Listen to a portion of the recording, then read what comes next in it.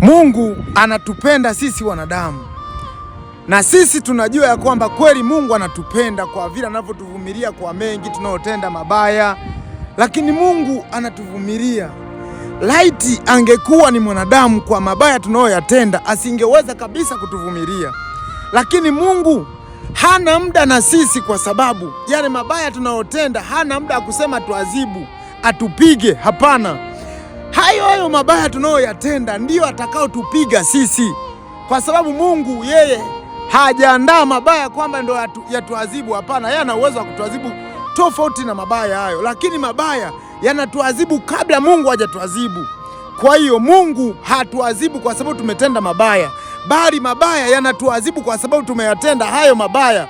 Biblia inasema mshahara wa dhambi ni mauti. Hakuna mwanadamu ambao kazi ataifanya na asilipwe. Kila kazi ina malipo, na ndiyo maana mabaya yanakulipa.